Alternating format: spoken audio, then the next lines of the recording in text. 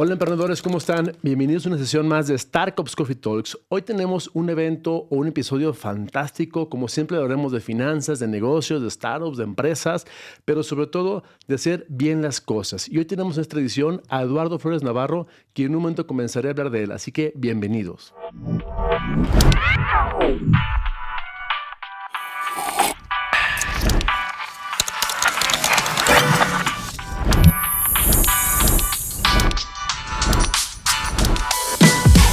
Bienvenidos a Startups Coffee Talks, el primer podcast diseñado por la incubadora y aceleradora de empresas Startups y conducido por Alejandro Lomas. Nuestro objetivo principal es conectar a más emprendedores con el ecosistema de innovación y venture capital en México, Latinoamérica y Silicon Valley, mientras disfrutamos juntos de una deliciosa taza de café.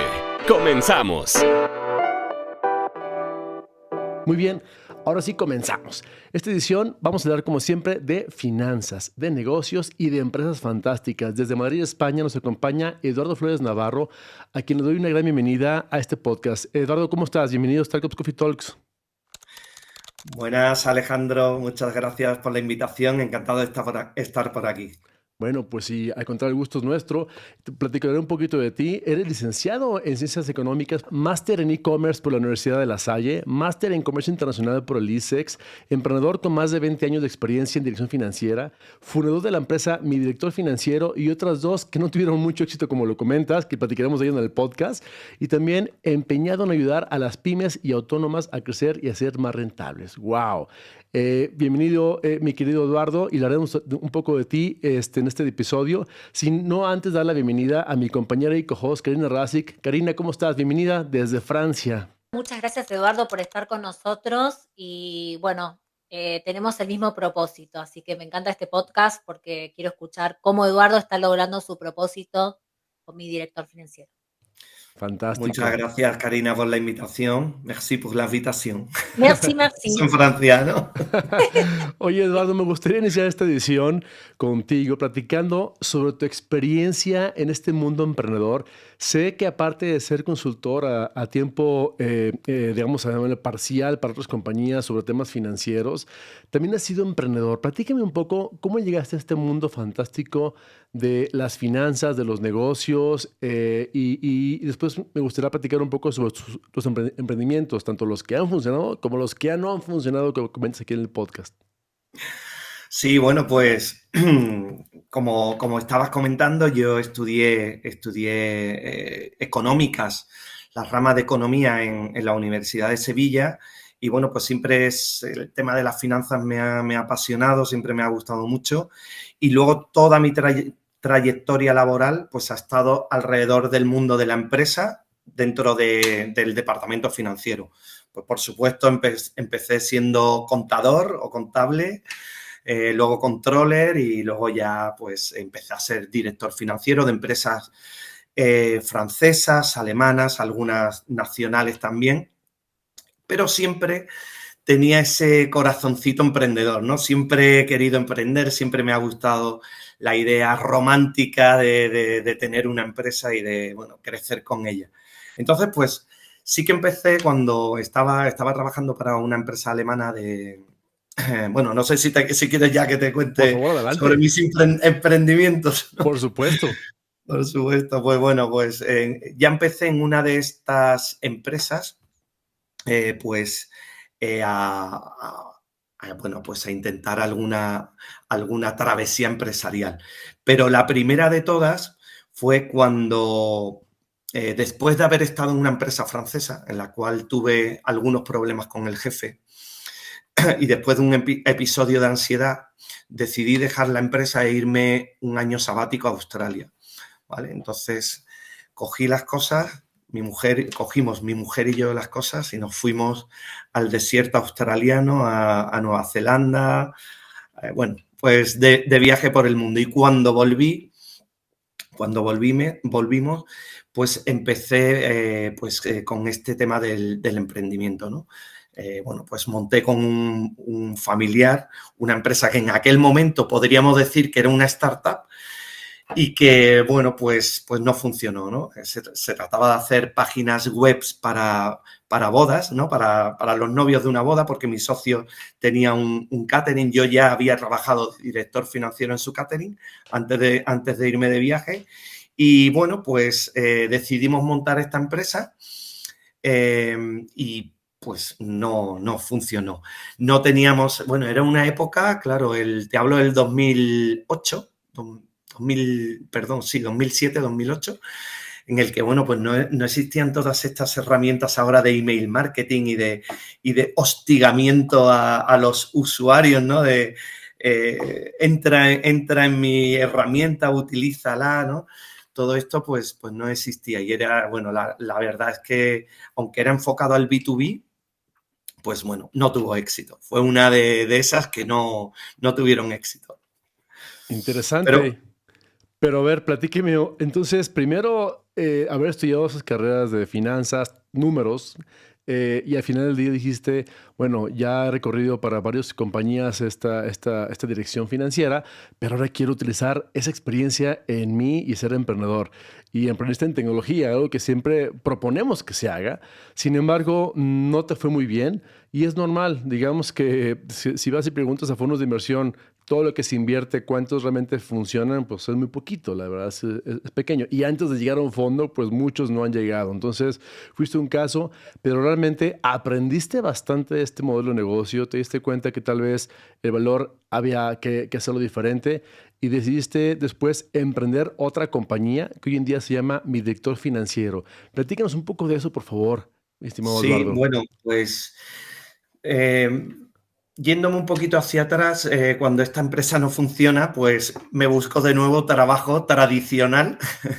Ahí empecé en una empresa alemana y, bueno, pues cuando llevaba aproximadamente 3 años, monté una empresa de outlets, ¿vale? Con mi mujer y con otra socia. Y, bueno, pues esta empresa de outlets sí que tenía cierto movimiento, ¿no? La hacíamos los fines de semana. Y bueno, pasó que llegó la recesión, una recesión muy fuerte, bueno, toda esta recesión del ladrillo que hubo hace unos años y bueno, pues la empresa empezó a tener números muy malos y me despidieron. Fue ahí cuando mi mujer y yo decidimos irnos a tener otra experiencia fuera, pero a trabajar. Y decidimos irnos a México, a tu querida México. Wow. Sí, ahí estuvimos un par de años buenísimos donde, bueno, yo estuve trabajando prácticamente desde que llegué y bueno, pues después de 2 años, gracias a esos contactos que hice antes de llegar, pues una empresa, una startup española que tenía un proyecto para toda Latinoamérica, me ficha, pero con base en Madrid. Entonces eso me interesó mucho, ¿no? Seguir relacionado con Latinoamérica en una startup, pero con base en Madrid, ¿no? Tenía mucha añoranza por la familia, amigos, etcétera, y bueno, decidimos volver. Y esta startup, como vosotros dos, Karina y Alejandro, conocéis muchas startups, pues bueno, aunque empezó con muchos fondos, pues no tuvo un recorrido fácil. Era una empresa que estaba dentro, intentaba unir el B2C con el B2B. Era una empresa, se llamaba Miora, que relacionaba centros de belleza con personas que querían ir a esos centros de belleza. Entonces, bueno, a través de nuestra plataforma se reservaban esos tratamientos o peluquería, etcétera. Y nosotros, de alguna forma, pues buscábamos tanto al cliente final, el del B2C, y por otro lado, captábamos esos negocios que utilizaran para que utilizaran nuestros servicios. Entonces, bueno, esto aunque empezó con muchos fondos, con un gran capital, pues bueno, la verdad es que bueno, fue una gran inversión, sobre todo en marketing, que hizo que la empresa se vaciara, ¿no? Y no llegábamos a los objetivos. Entonces, bueno, en el plazo de 1 año y poco, pues salimos casi todas las personas que estábamos en el equipo. Y fue ahí, Alejandro, que me preguntabas que estaba pues un poco pensando qué hacer, que mi ex jefe de México me llamó para que le auditara las cuentas de Brasil, de la filial que tenían en Brasil. Y ahí fue cuando me planteé que si podía hacer un trabajo financiero en contacto con los contadores tanto de mi ex empresa mexicana como los de la filial brasileña, si podía hacer un trabajo desde Madrid de ese calibre, ¿por qué no podía dar mi conocimiento o utilizar mi conocimiento financiero para empresas en España, ¿no? En España o donde fuera? Y así fue como, ese fue el germen de mi director financiero. Wow, esto es fantástico porque aquí nos damos cuenta que en verdad ya no importa en qué lugar trabajes o vivas, tienes la capacidad de vender tu servicio en cualquier parte del mundo. Platicar un poquito del concepto, en Startups estamos exactamente lo mismo. Nos dimos cuenta que poder apoyar a emprendedores o empresarios online en cualquier parte de México, también podemos hacerlo en cualquier parte de Latinoamérica, en el caso, ¿no? Entonces empezamos a explorar y ha sido un gran hit. Yo siento que cualquier persona que tenga un valor que entregar y que lo pueda hacer de manera online, aparte de que puede ser un buen negocio, realmente evitas muchas cuestiones malas en el mundo, como el tema de moverte en automóvil a cada rato, que es ya ilógico moverte en una oficina para hacer algo que puedes hacer desde tu casa. También los tiempos de trabajo son más efectivos porque lo que haces es estar determinando en tu casa algunas cosas. Tal vez ocuparás un mejor internet, un espacio más privado para ti, pero yo creo que eso también es una evolución para el ser humano en cuanto entregas un valor sin tener que hacer lo que hacías antes. Incluso en el tema de Karina, que me gustaría también preguntarte, Cari, en tu tema como experta en CFO fraccional o fraccional, ¿cómo lo haces? ¿También es algo muy similar a lo que hace Eduardo? Sí, sí. A ver, hacemos el mismo trabajo con Eduardo, básicamente. Yo soy más armadora de negocios más que ejecutora en la parte financiera, ¿no? O sea, tengo el background, pero me gusta más que todo administrar el negocio y armar equipos para poder brindar el servicio, porque el servicio de Fractional CFO, como hablábamos fuera del aire, está explotando. O sea, el crecimiento es exponencial. Pero hay un ingrediente que yo le comentaba a Eduardo que falta, que es la seriedad. Hay muchos que vienen a brindar servicios fractional de todo tipo, de marketing, CFO, hasta hay partial CEO, co-CEO, bueno, un montón de diferentes fractionals que, bueno, tiene que tener seriedad, ¿no? Tiene que tener un background de conocimiento, tiene que tener un equipo formado. No cualquier persona se puede incorporar como fractional CFO a acompañar un equipo que ya está, de una empresa que ya está funcionando, sobre todo una startup que tiene una velocidad de crecimiento como un caballo de carrera, tiene que empezar la carrera y llegar al final o seguir corriendo todo el tiempo hasta que llega a un objetivo. Entonces, todo eso es importante, como decíamos fuera del podcast, tener armado un equipo serio y son empresas, tanto la de Eduardo como la mía, que pueden llegar a facturar 5 millones de euros con facilidad de acá a unos años.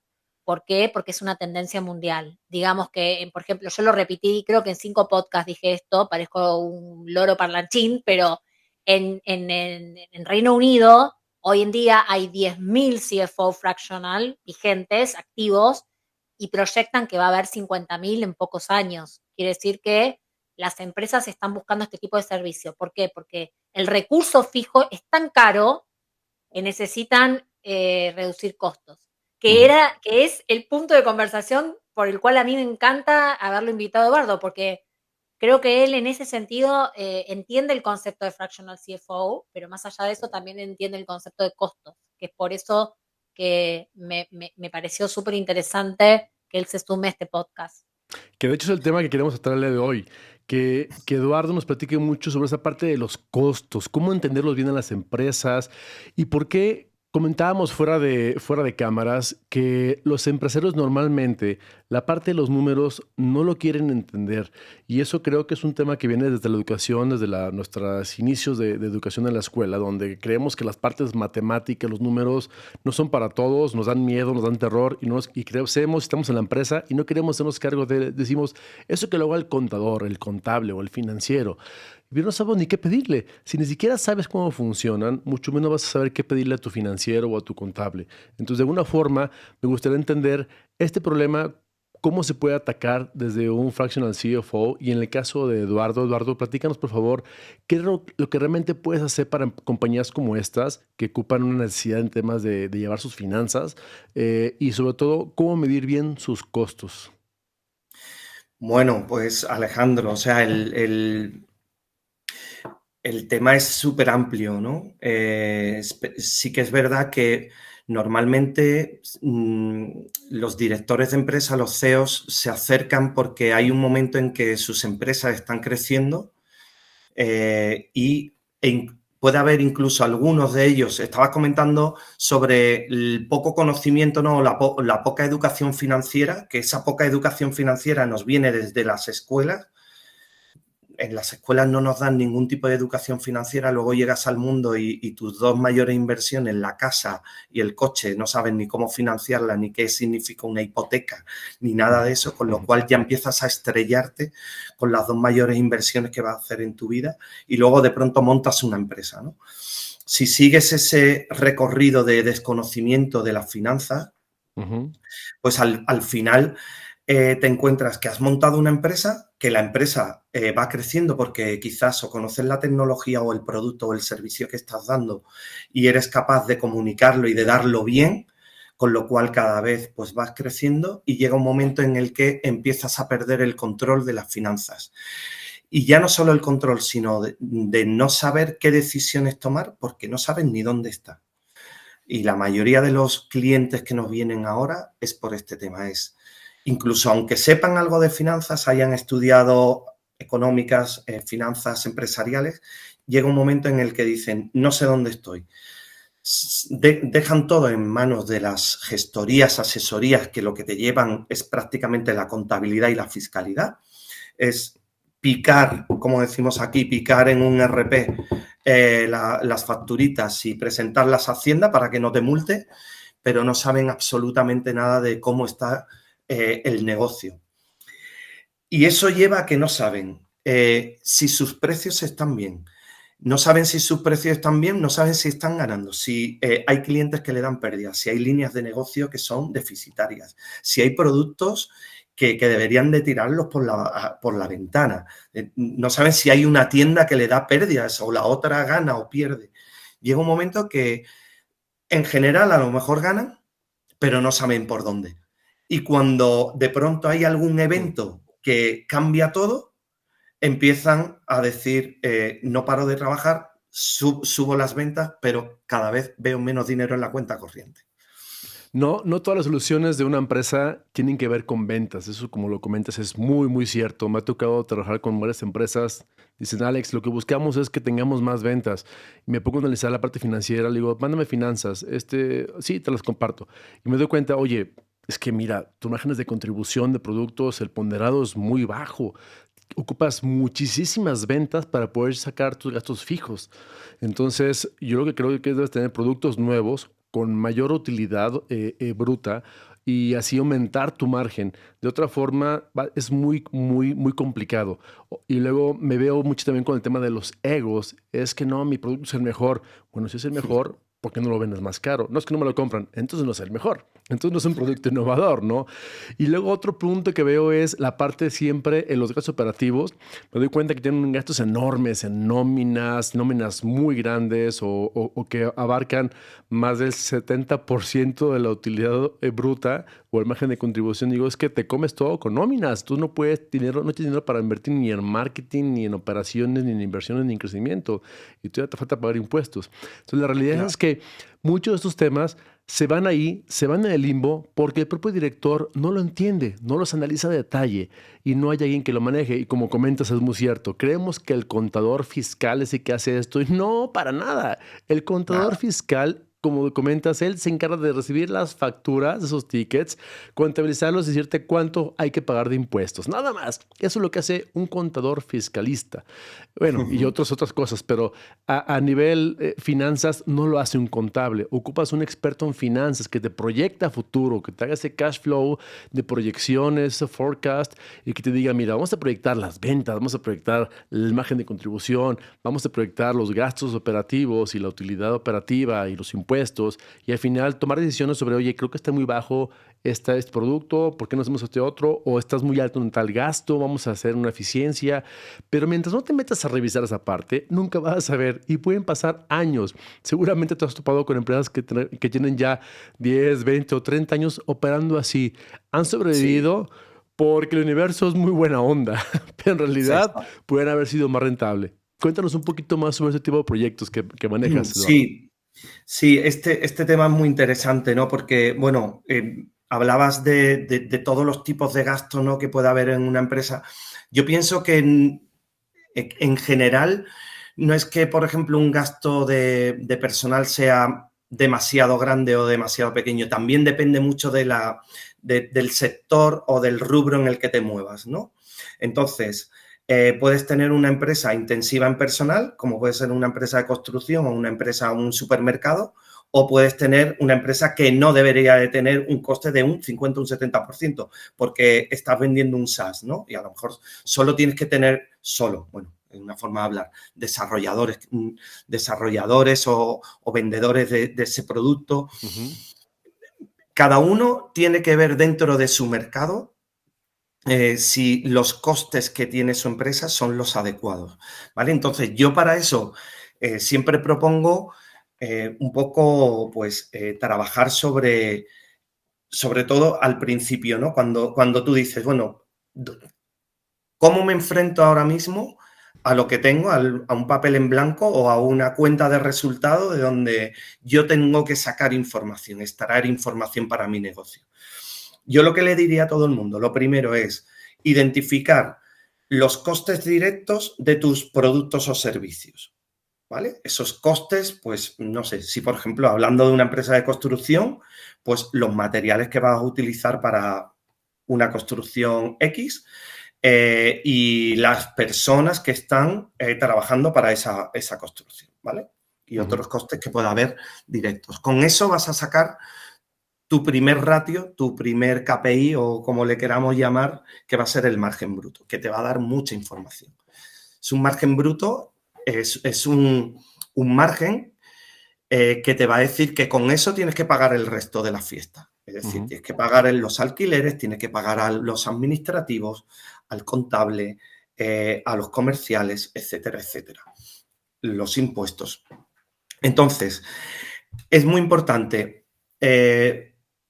Lo primero es saber que ya puede ser ese margen bruto que podamos hablar. Si eres capaz de tener una división de todos esos proyectos o tener identificado tanto los ingresos como los gastos directos de todos esos proyectos, los márgenes brutos de cada uno de tus proyectos. Ya empezaríamos a tener un mayor control, a saber. Esto parece que es una tontería, pero estoy trabajando con una empresa de Panamá de construcción que todavía no sabemos esto. Ellos no saben por cada una de las construcciones que están haciendo cuál está siendo rentable o no. Porque, bueno, no quiero meterme en detalles, pero bueno, luego hay muchas eventualidades a lo largo de los proyectos. Entonces, lo primero sería decir, oye, ¿cuál es mi margen bruto? Y a partir de ahí, tener todos mis costes listados y saber con respecto a mis ventas qué coste significa con respecto a las ventas que estoy teniendo, ¿vale? Con eso ya sabemos un coste relativo de lo que pueden ser todos tus gastos, todos los gastos de la empresa. Digamos que sería un análisis vertical de tu cuenta de resultados. Aplicar la división de tu gasto con respecto a la venta, ¿vale? En el caso del margen bruto sería ingreso menos los gastos directos, te da el margen bruto y entonces calculas ese margen bruto, la división de ese margen bruto con respecto a tu venta. Ahora haces eso igual con los alquileres, con tus salarios, con tus mantenimientos, con tus seguros, con el marketing. Y ya por lo pronto tienes un coste, el coste relativo de cada uno de tus gastos con respecto a la venta. Ya vas teniendo una idea de cuáles son tus bloques de costes importantes dentro de la empresa y donde, en caso de que las cosas vengan mal dadas, actuando sobre los de mayor coste, sobre los que tienen un mayor coste relativo, son los que vas a tener un mayor impacto en la empresa. Es decir, sabiendo tus mayores costes o los bloques de costes que son más importantes, ya vas a tener una idea de sobre dónde puedes actuar o dónde debes actuar cuando tengas problemas. Y luego otro análisis muy interesante sería el horizontal. Si tienes capacidad, si tienes un histórico, ver a lo largo de los años cómo han ido desarrollándose, cómo han ido evolucionando, mejor dicho, esos grupos de coste. Por ejemplo, el personal que hablabas antes. No sé si me estoy extendiendo mucho. No, está bien, está bien. Por ejemplo, el personal. Tú puedes decir, tú tienes el personal directo, siguiendo con el ejemplo de la empresa de construcción, tú tienes el coste directo de personal, que puede ser interno o subcontratado, ¿vale? Y ahora vamos a hablar, por ejemplo, el personal de estructura, que lo tienes abajo del margen bruto, ¿vale? Y entonces tú dices, vamos a imaginar que es un 15% sobre tus ventas. ¿Eso es mucho, es poco? Por supuesto, si puedes compararlo con el sector, si tuvieras datos del sector, que eso suele ser difícil tenerlo, podrías compararlo. Si no lo tienes, lo mejor es ver cómo evolucionas a lo largo del tiempo. De tal forma que si tu empresa hace 3 años vendía 5 millones y ahora vende 10, probablemente tu coste fijo, tu coste de estructura, que lo podemos determinar como un coste fijo, haya subido, no por fijo es inamovible, ¿eh? ¿Vale? Ahora, si queréis, hablamos de costes fijos y variables, pero un coste fijo de personal de estructura que tú has ido amoldando a cómo ha ido creciendo la empresa. Pero tú lo que tienes que ver es que si con 5 millones era un 15%, con 20 millones no puede ser un 25%. Ahí es cuando tienes un problema, ¿vale? Porque tu estructura sí que tiene que ir creciendo de una forma acorde a cómo están creciendo tus ventas, ¿vale? Si no, puede haber problemas de precio, puede haber problemas de sobredimensionamiento de la estructura, puede haber una serie de problemas que son los que hay que revisar. Donde yo veo casi siempre más problemas en esos que comentas comparativos con el pasado. Si con 5 millones era el 15 y ahora con 20 millones es el 25, algo está mal. No puede ser ese ratio haber cambiado.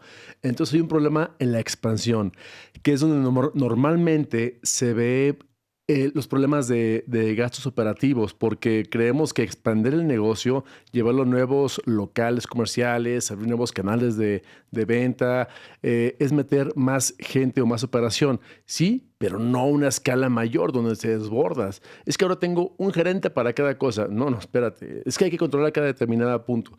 Es que ya la expansión te está comiendo. Muchas veces hay negocios que la expansión es donde quiebran. O sea, vender más les está dando en la torre. ¿Por qué? Porque están gastando demasiados puntos. Y eso lo veo muy normal en las startups. De hecho, lamentablemente, como incubadora aceleradora, he visto muchas startups que me ha tocado apoyar que tienen que ver con B2C. Y la expansión de los negocios, una vez haber levantado capital y querer crecer a otras nuevas ciudades o incluso países, la expansión se les va realmente el gasto operativo enorme. Y pasa esto que tú comentas, de 5 millones, el 15, ahora o 20 millones se van al 25 y empiezan a tener problemas de flujos y al final no pueden pagar, ¿no? Y los fondos dicen, oye, esto ya me está dando miedo, porque algo también llamado el CAC es que adquirir nuevos clientes, pues tal vez se puede mantener, pero la operación ya se vuelve insostenible, ese ratio que comentas se nos está yendo al desborde. ¿Qué sugerencia puedes dar a estos empresarios, emprendedores que están en la etapa de expansión de su negocio, que puedan mejorar y que cuidar esos puntos críticos? Pues pues en esa línea, ¿no?, que comentas, que comentaba yo antes también, ¿no? Por ejemplo, en mi LinkedIn tengo puesto, o sea, en mi foto de detrás, mismas ventas, mayor liquidez. No por vender más vas a ganar más, ¿no? No vas a ser más rentable, no vas a tener más beneficio. Para aquellas empresas que estén creciendo y que estén teniendo un problema real ya en su cuenta corriente, porque esto de la rentabilidad, o sea, lo de la rentabilidad, es decir, lo de el beneficio, déjame por si hay algún oyente que pueda tener algo de confusión. Cuando hablamos de cuenta de resultados, hablamos de ingresos menos gastos, ahí no metemos impuestos, sino es una contabilización según el principio de devengo, según cuando se ocurre el hecho, ¿no? Cuando vendo, cuando me llega el gasto, es la contabilización pura y dura de la realidad de mi empresa. Y luego la tesorería, el cash flow, es cuando consigo cobrar y cuando pago, ¿no? Es ese juego. Hay otras diferencias, ¿no? Pero cuando esa cuenta de resultados, esa profit and loss, pérdidas y ganancias, como le queramos llamar, tiene que ser rentable, o sea, tiene que dar números positivos y más que cero, ¿no? Porque normalmente, si no, el cash flow empieza a sufrir y la empresa empieza a no poder pagar, a no poder atender sus obligaciones, ¿no? Entonces, cuando tú ya empiezas a ver ese tipo de problemas, tienes que meterte en el barro. Hay algún problema, como digo, yo lo que aconsejo es utilizar mucho la contabilidad de costes, es decir, coger tu contabilidad financiera, digamos, que, bueno, aquí en España llamamos contabilidad financiera a la básica, ¿no? Ingresos menos gastos. Entonces, es coger tu contabilidad y hacer la cajita.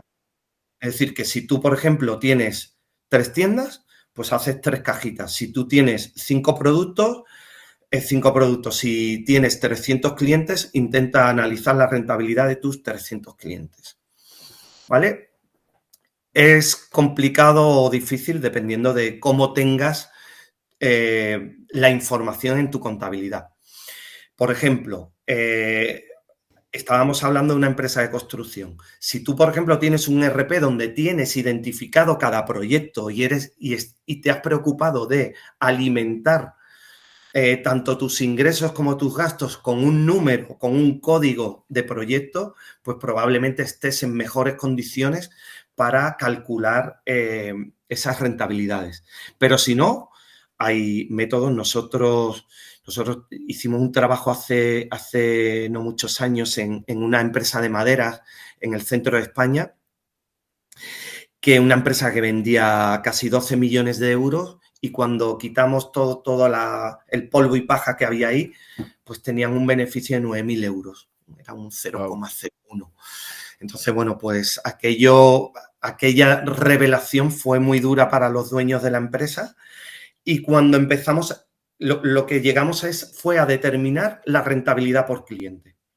Dividimos los clientes por tipología, porque, por supuesto, había muchos, y luego le aplicamos, sabíamos, era una empresa que tenía venta de madera y fabricación de muebles.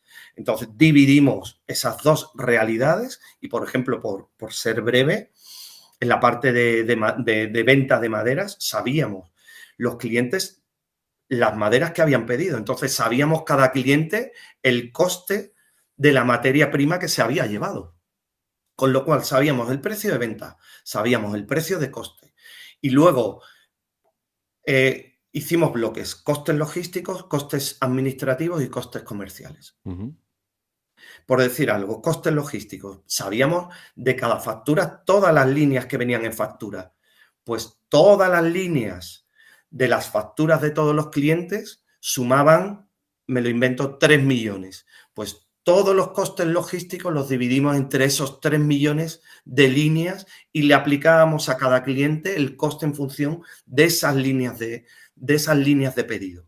Luego sus transportes, ¿no? ¿Dónde estaba el cliente? ¿A 50 kilómetros, a 100 kilómetros?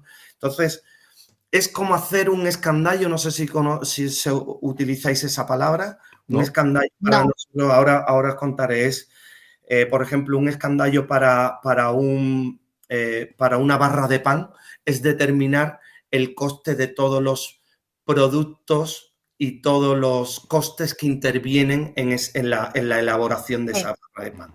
Tanto costes variables, que puede ser la harina, la sal, el agua, etcétera, como otros costes que pueden ser la electricidad, todos esos costes que van alrededor de una barra de pan, ¿vale? Ese para nosotros es el escandallo. Y determinar ese coste es muy importante y ahora os contaré otro caso. Entonces, bueno, nosotros llegamos a determinar para cada cliente de la parte de venta de madera el coste, o sea, el beneficio que nos daba cada cliente. Y luego, dividiéndolo en los grandes grupos, descubrimos que los pequeños y los intermedios por un tema eran los más deficitarios. Y establecimos una serie de medidas. Pedido mínimo, establecer un coste de entrega para pedidos de menos de X, pedíamos a los clientes aglutinar pedidos con un descuento de un 1%. Todas esas medidas hicieron que el siguiente año llegáramos a un beneficio a una rentabilidad del 3,5%. Ya la empresa estaba casi en 400.000 euros de beneficio, pero supuso bajar en 2 millones de euros las ventas. Wow, interesante. Y, Karina, ¿tú qué Vale, opinas ahí tengo 2 respecto? millones menos, Ajá. pero gano casi 400.000 euros. ¿Qué quieres? ¿Vender Wow. más o ganar 9.000 euros después de trabajar para 12 millones de euros? Wow.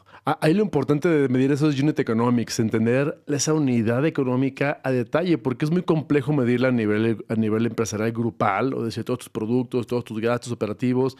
Es bajar todo eso que tienes a un cliente o a una unidad. Incluso en publicidad se utiliza mucho el CAC, que es el costo por adquisición de Sí. clientes. Todo lo que invertiste en publicidad y marketing durante ese año o ese periodo, bajarlo a los clientes nuevos que obtuviste en ese año y ya sabes exactamente cuánto te cuesta traer un cliente nuevo a la compañía.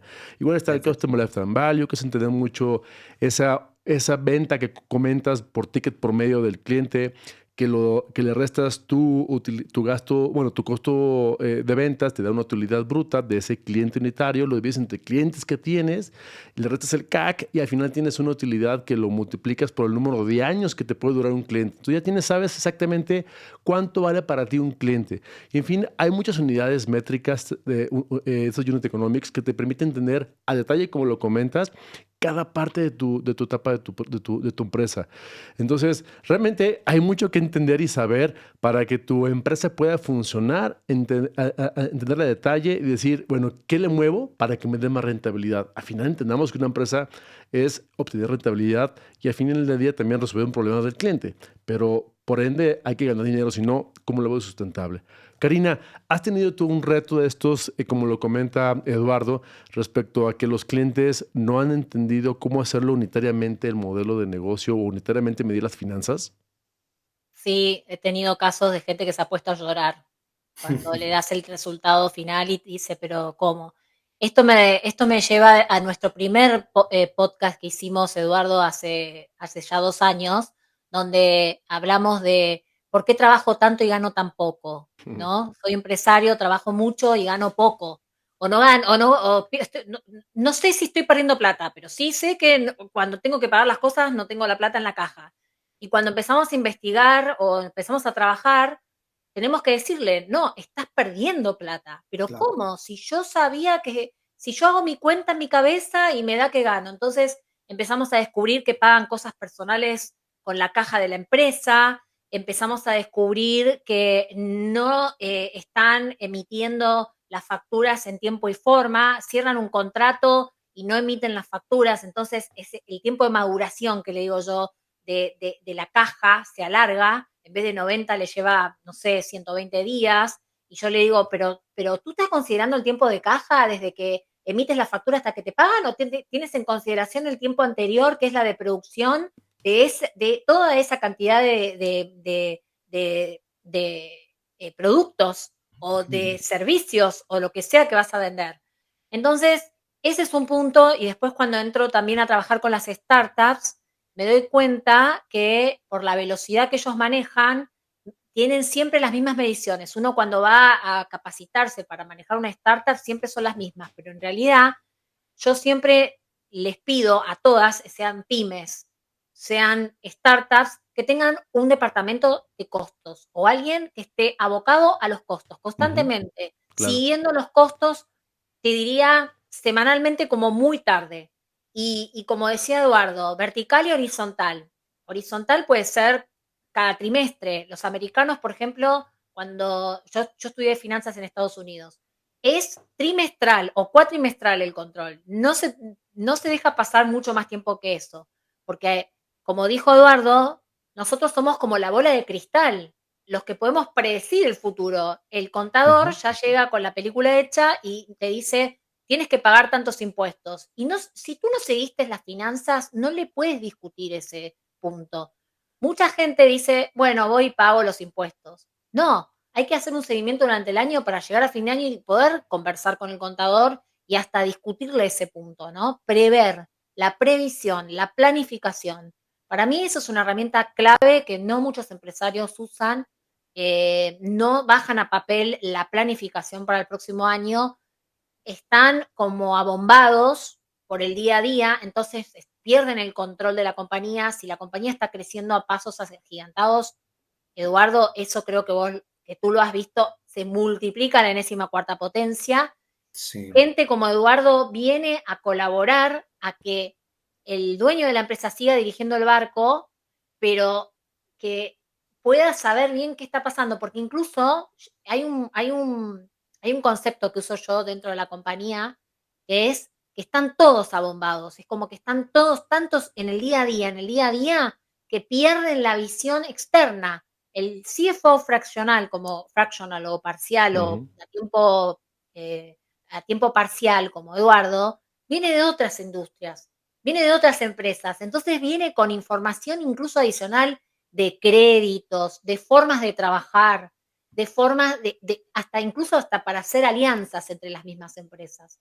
Entonces, me parece súper valioso que las empresas no se queden solamente trabajando con los recursos que tienen dentro de la compañía todo el tiempo, sino que tengan visiones externas. Por ejemplo, en los directorios hay siempre uno o dos que vienen una vez al mes y vienen a contar lo que hacen en otros lugares, ¿no? Son miembros del directorio non-executive o executive que traen información de afuera. Bueno, eso se puede usar ahora también para las posiciones como el CFO fraccional o a tiempo parcial, y realmente enriquece mucho la compañía y lo ayuda al dueño de la compañía a no embotarse, a no estar en el día a día, porque estar en el día a día a veces no lo deja ver lo que realmente está pasando.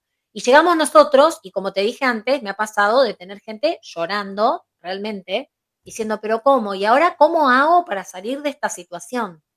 Es Mm. una situación angustiante para nosotros que somos profesionales y generalmente que estas empresas son familiares y para las familias, ¿no? Tener que decirle, por ejemplo, me ha pasado tener que hablar yo con la familia y decirle, a partir de ahora el pago del colegio de tu hija Malena no va a salir de acá. Lo vas a tener que pagar vos del sueldo. Vamos a darle un sueldo a cada uno y vas a tener que pagarlo de tu sueldo. Es durísimo porque el dueño de la empresa no lo quiere decir. Seguramente les ha pasado ahí, Cari, pero yo he visto mucha defensa o la defensiva por parte del empresario de esa parte, que le dice, oye, hay que reducir gastos. Y ¿sabes qué? Pues yo creo que ya no puedes pagar este automóvil que estás pagando esta cantidad o esta casa o este algo, si no, tienes un problema. Pero yo he visto mucho reacio a que no, ¿cómo es posible? Vendamos más. Y les hago ese ratio de decirte, mira, lo que te falta para cubrir estos gastos operativos, ocuparías vender tanto más para que con tu margen pagas y salgas tablas o salgas en ese break-even. Y cuando ven el monto dicen, ah, caray, es muchísimo dinero. Pues sí. Entonces, seguramente, igual Eduardo, has visto clientes o empresas que dicen, no, reacios a que no quieren bajar sus gastos. En ese caso, ¿qué hacen? A ver. Sí, además tenemos ahora bueno, es que habéis hablado de muchas cosas, sí, tenemos ahora, y quiero hablar de todas, ¿no? De la planificación. Ahora luego hablamos de la planificación, Karina. Pero ahora nos está pasando, Alejandro, estamos con una empresa de reforma, en este caso de Barcelona.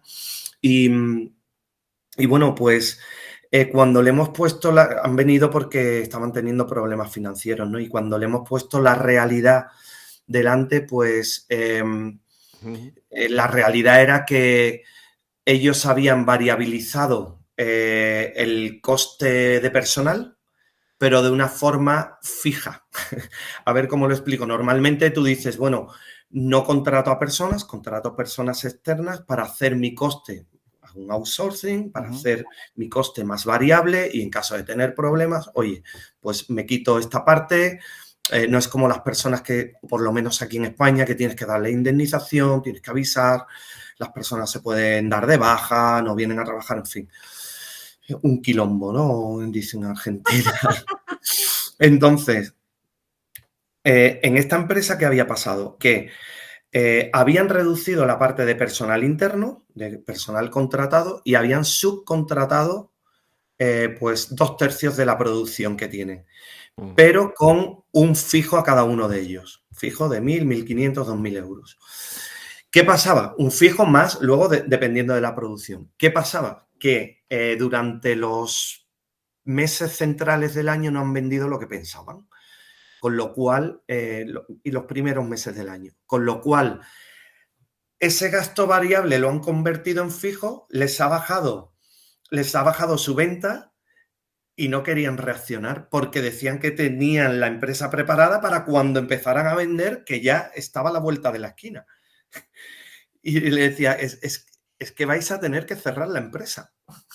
Wow. Que vais a tener que cerrar la empresa. O variabilizas esto, o hablas con todo el mundo, le cuentas la situación y le dices, oye, voy a seguir contando contigo, pero ahora mismo no te puedo asegurar ese fijo, la empresa está en una situación muy delicada, o vas a tener que cerrar con una deuda muy grande. Y luego hay una cosa que pasa, no sé cómo es ahí en América, que me estoy encontrando últimamente, no en esta empresa, sino en otra, que estamos trabajando ahora con ella, y es que su patrimonio neto es tan bajo que está en causa de disolución, en causa de quiebra, está en quiebra técnica. Y el problema, por ejemplo, en países como España es que si tú tienes una sociedad limitada, aquí quiere decir, y como en casi todos sitios, que tu responsabilidad como socio está limitada al capital que has puesto. Pero en España, en el caso de las quiebras, de los patrimonios netos negativos por debajo de un 15%, puede un proveedor reclamarte y que tú tengas que responder con tus bienes personales. Entonces hay una serie de cosas que los propios emprendedores no quieren ver, no quieren oír, porque tienen un ego, como tú decías antes, Alejandro, o piensan que el éxito está a la vuelta de la esquina, que se están hundiendo cada vez más. Sí, sin duda. De hecho, eso que comentas, sí existe la parte legal. Todos los empresarios con una empresa sociedad anónima tienen una obligación respecto primero a la empresa y después, cuando no cubre, pasa el patrimonio de los socios en segunda instancia. Entonces, sí hay una protección y hay muchos juegos legales que utilizan muchos empresarios, poner a nombre de otras personas sus bienes privados. Sí. Sin embargo, bueno, sí he visto muchos casos de terror y he conocido, al menos en México, empresarios muy, muy grandes que han quedado en la quiebra por malos manejos. O algo muy sencillo es que pasan a una segunda etapa, la sucesión de la empresa a los hijos, y los hijos no tienen ni idea de cómo manejar una compañía y acaban en quiebra total. O sea, esa empresa que auguraba ser un gran futuro, pues en la segunda generación suele ser un gran fracaso y todo se pierde, ¿no? Y todo por no saber números. Pero bueno, al final del día, así son las cosas. Me quedé con una pregunta hace rato que comentaba también Karina y tú, Eduardo, la frecuencia con lo que hay que medir las finanzas. Entiendo que normalmente y por temas legales, un consejo de administración o un gobierno cooperativo te obligan por trimestre exponer esto hacia la asamblea. Sin embargo, a nivel funcional, ¿qué frecuencia consideran que hay que reunirse al menos esa reunión de media hora o una hora para exhibir? Así vamos en ventas, rápidamente un reporte de ese cash flow o estos resultados de ventas y de ingresos y egresos Yo por lo regular, lo que hago en mis compañías es semanal, una hora a la semana. Y después, cada cierre de mes, ya una junta de 3 4 horas de reporte completo. Pero al menos la semana me gusta para que vean cómo van. ¿Ustedes qué opinan? ¿Cómo lo manejan?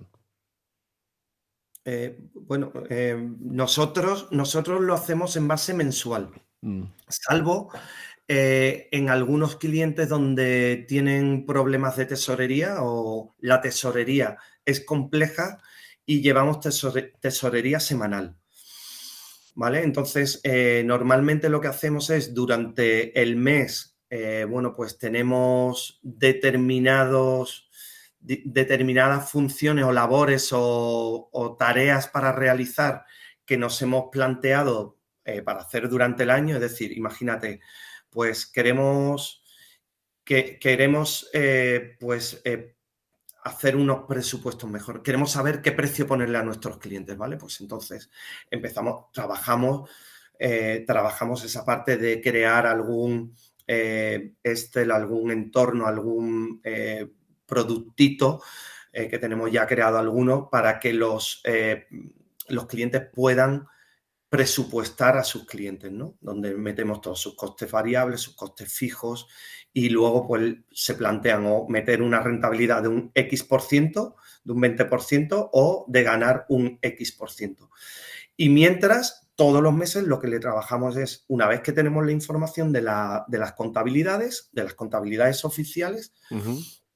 la ponemos en nuestros modelos, en nuestros formatos y ahí la trabajamos. Puede ser, ahí tenemos comparativas con el año anterior y comparativa con el presupuesto y luego la parte de cash flow. Cada trimestre también hacemos un análisis de balance donde vemos ya ratios de activos relacionados más con el activo y el pasivo. Endeudamiento, capitalización, liquidez, periodos medios de cobro, de pago, etcétera, etcétera. Y vamos viendo cómo evolucionan y sobre los problemas que vamos detectando son los que trabajamos durante ese mes. Ok, interesante. Eso es un poco lo que yo le recomiendo a las startups, ¿no? Por la velocidad que tienen, el control de la caja semanal, sí o Ujú. sí.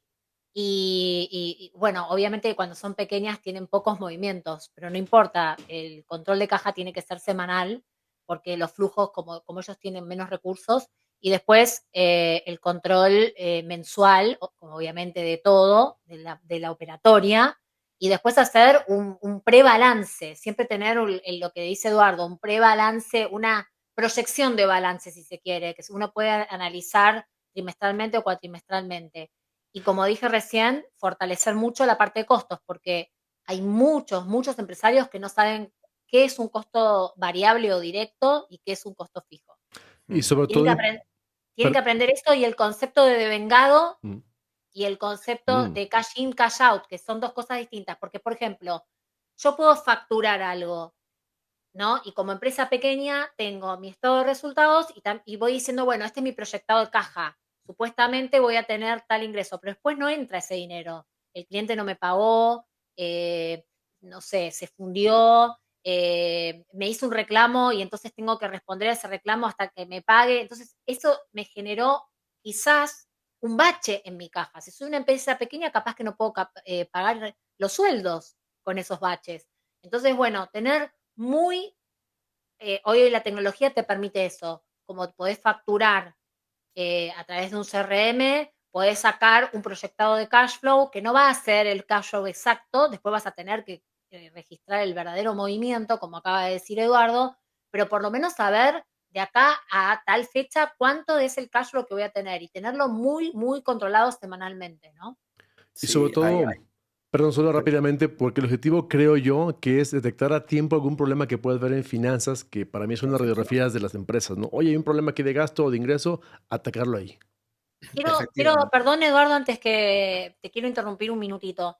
Sí, por Yo supuesto. siempre digo cash is king, ¿no? En inglés. Es como las empresas realmente tienen que focalizar mucho en todos los aspectos, pero sobre todo en el cash. Porque si se quedan sin cash, la empresa no funciona. Entonces, si hay una semana que no van a recibir ningún pago y tienen que afrontar obligaciones, esto estamos exagerando, pero en las startups pasa muy seguido, que durante una semana no cobran, se les atrasó el pago, bueno, están con 3 contratos, tienen 3 contratos y por esa casualidad de la vida no les ingresó, bueno, tener una reserva, prepararse, todo eso es lo que dice Eduardo. Sentarse semanalmente a hacer brainstorming y tener siempre el plan B por si pasa algo que no se cumple en el plan A. Sí, ahí a mí me gusta esa reunión mensual, me gusta mucho porque es como, como desnudar ahí un poco a ver, ¿qué has hecho, no? Durante el mes. ¿Has cumplido con lo que decíamos? Entonces, bueno, pues ahí muy interesante, ¿no? Porque nos metemos, oye, ¿por qué ha subido aquí este gasto? ¿Por qué ha subido? ¿Por qué de pronto este margen bruto no es como el de meses anteriores? ¿Qué está pasando, no? Y ahí empezamos a indagar, ¿no? Empezamos desde el número grande o gordo, como queramos llamarle, a qué ha pasado ahí, ¿no? Nos metemos ahí como un poco una lombriz a buscar dónde está el agujero por donde se está yendo el dinero.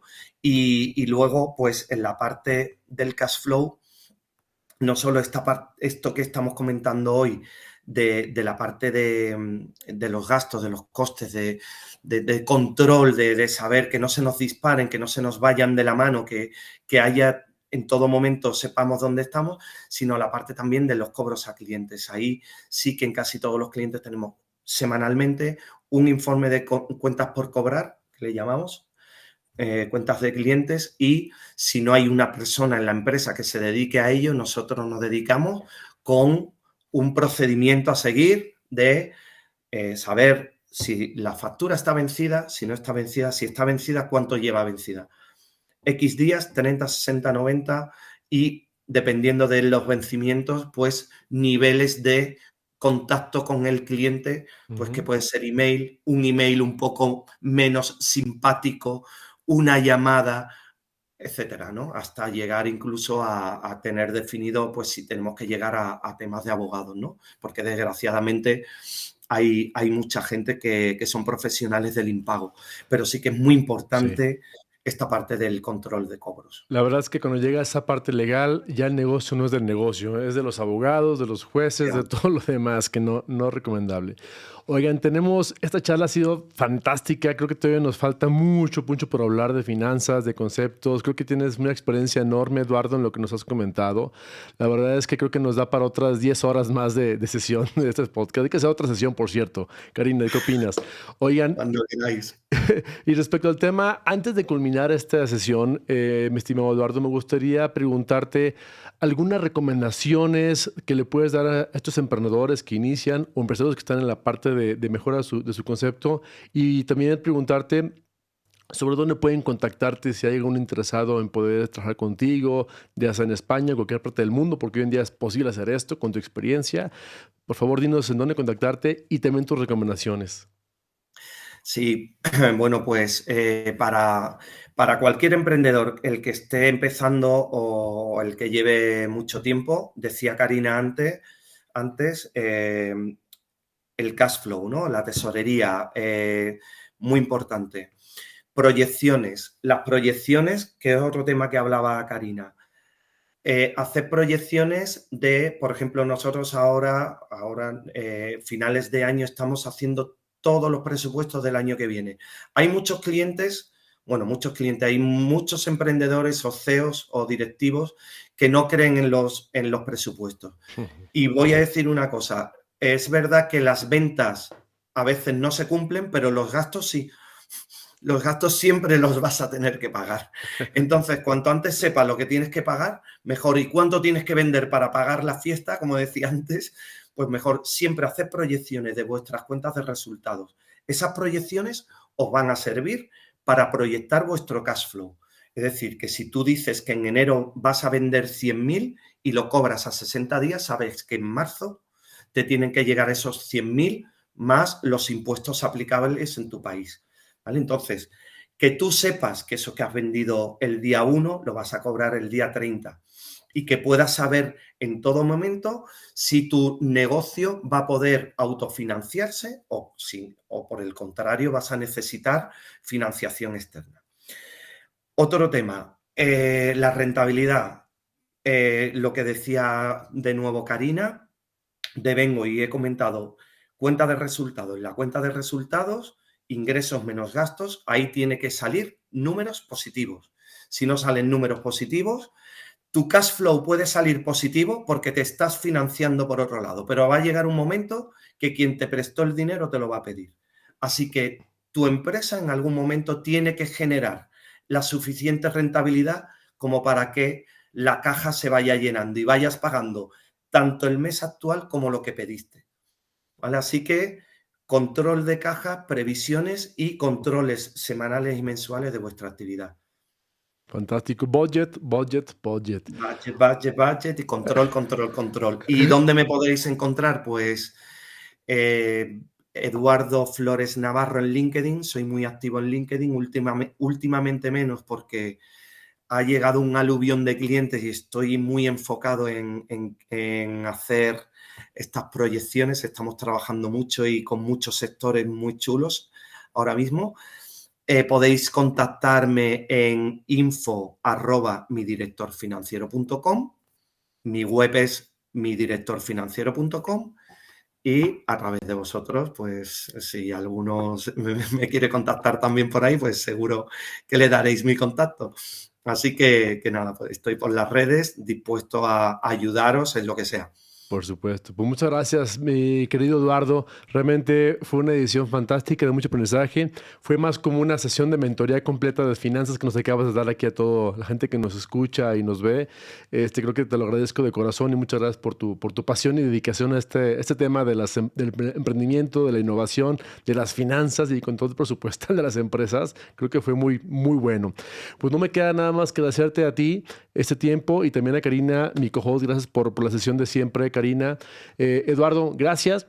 Y a ti, emprendedor, a ti, empresario, que nos escuchas, que nos ves en este canal, si te gustó el episodio, por favor, regálanos un like y compártelo con otro empresario o emprendedor que creas que le puede funcionar esta información, porque así como Eduardo, que nos ha dado una gran cátedra de finanzas en este momento, seguramente a alguien más le va a servir esta información. Gracias y nos vemos en la siguiente. Hasta luego. Gracias por acompañarnos en un episodio más de Start Cups Coffee Talks. Te esperamos en nuestro próximo capítulo. Regístrate gratis en nuestra plataforma online, startcups.com, donde podrás incubar y acelerar tu startup con los mejores cursos de capacitación para emprendedores, mentorías en vivo y hasta desarrollar tu pitch deck para levantar capital en nuestra red de inversionistas. Start Cups. Innovation starts with a cup of coffee.